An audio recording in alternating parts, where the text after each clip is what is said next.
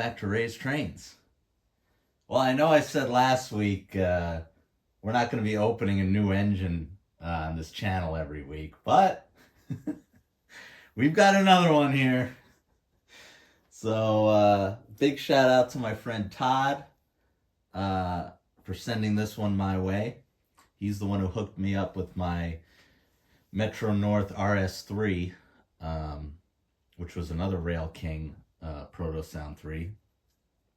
And we've got another Rail King piece here today. So why don't we open it up and see what we got.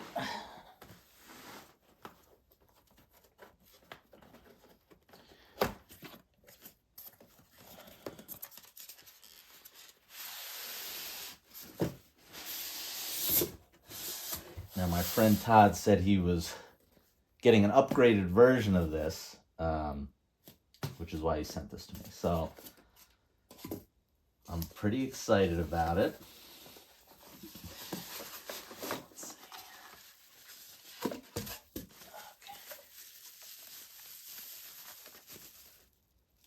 Oh, very, very cool. All right, so what we've got here is a New Haven EP5. Brand new. This is very cool. So this is Proto Sound 1. So I should be able to get it to run on my track. But man, this thing looks great. So why don't we get this EP5 on my little turntable and we get some close-ups of this thing. All right, here we go. Looks great. Just completely brand new. So thanks again, Todd. Man, it looks good. I wanted to show off the box. The info on it, I mean. So if you guys want to pause it, you can grab, or you can read it off. Don't know the year on this. I was trying to look online and it doesn't really say on the box or anything. Probably early 2000s, but yeah, I mean, as usual,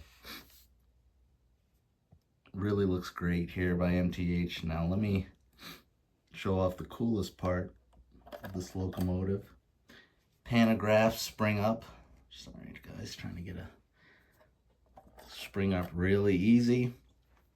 It's my first locomotive with pantographs, which is cool. I mean, look at that.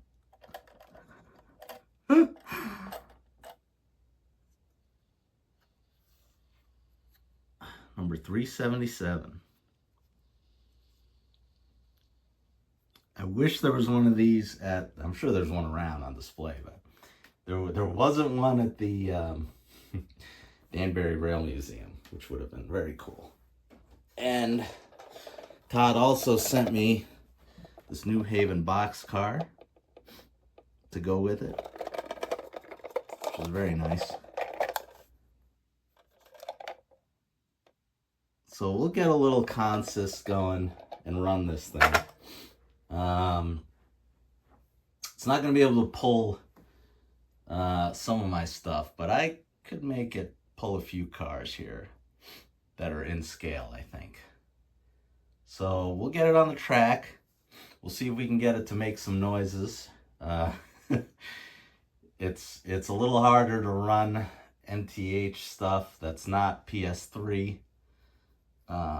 just because I only have the CW80 transformer, but I've been able to run MTH stuff pretty easy, even with that. So let's get it on the track and see what we can make it do. All right, I should have mentioned, I'm pretty sure these are operating pantographs. So if you actually had a catenary system, I'm pretty sure that you could run it that way, which is cool, just like the new GG ones, but that Lionel's making. But anyway, I kind of tested this out, and it definitely runs. As far as the sounds, it's hard to make it do the sounds it's supposed to, just from the nature of my control system here. I can make it do the whistle, or the horn, excuse me, the horn. So we'll turn her on here, and I'll give you the whistle. Wait till you hear this thing.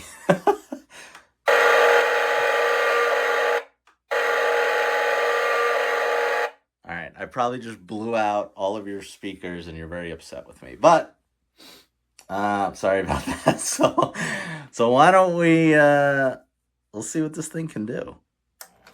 Oh, she's going that way. On reverse. Let's see. All right, here we go.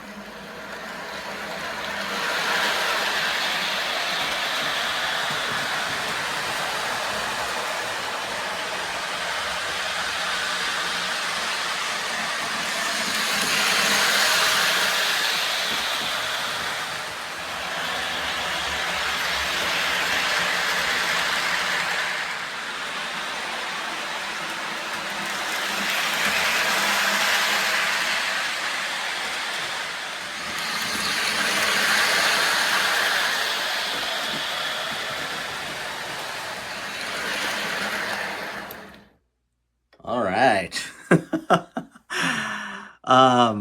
The thing is a beast. I mean, I could have hooked probably way more cars to this thing. I mean, this thing pulls better than my my CSX scam engine. And frankly, it pulls better than my Atlas TMCC Amtrak-8. Yeah, I could have hooked way more to this thing, which is par for the course for MTH. My PS2 Amtrak switcher is also a beast and can pull. I mean, this thing's a lot lighter than that, but the switcher I have can also pull quite a bit. So I could have hooked way more up to this thing, but maybe I'll save that for a future video. But yeah, so thanks again to my friend Todd. I'm very happy to have this thing. New Haven, I always enjoy seeing that paint scheme because I grew up seeing it. Being living next to Metro North, I would see the FL9 New Havens, and then Metro North has some of their Genesis engines still painted in New Haven paint scheme. So New Haven was always a favorite of mine growing up. So yeah, that's gonna do it. Remember to comment, like, and subscribe. And actually, before I go, I want to talk about one quick thing, so just stay tuned for that. All right, real quick, I just wanted to discuss how I film stuff for YouTube here.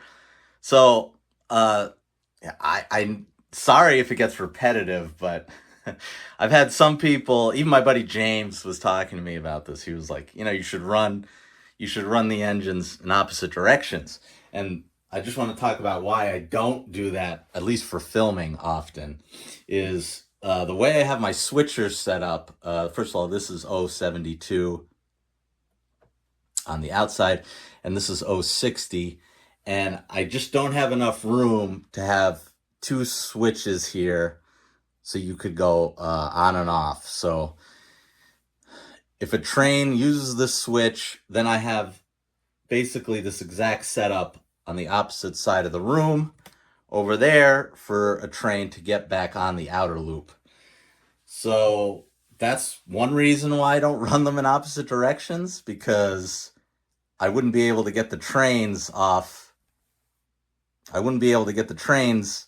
It would be useless to me. So I run them together because I like to be able to, move them from track to track.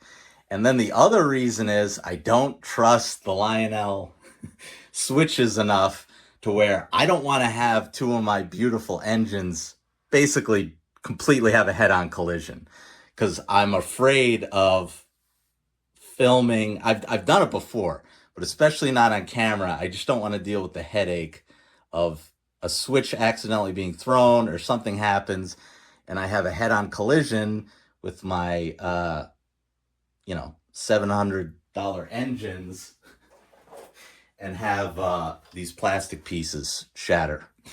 So yeah, that's kind of why I run things in the same way. It's just really for safety, almost like a real rail. I'm running it like a real railroad here because I don't want to have an accident. So yeah, I just wanted to quickly address that because I know, you know, kind of in every video they're running you're kind of seeing the same angles. So I do apologize for that, but that's just kind of the way my layout is set up. I also don't have access to,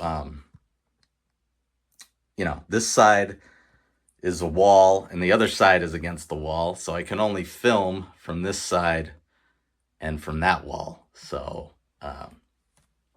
now I have the pop-up hole, but I have to move all the things. I have to move the power plant and the RVs and move Godzilla to get shots from the inside, and it's a pain.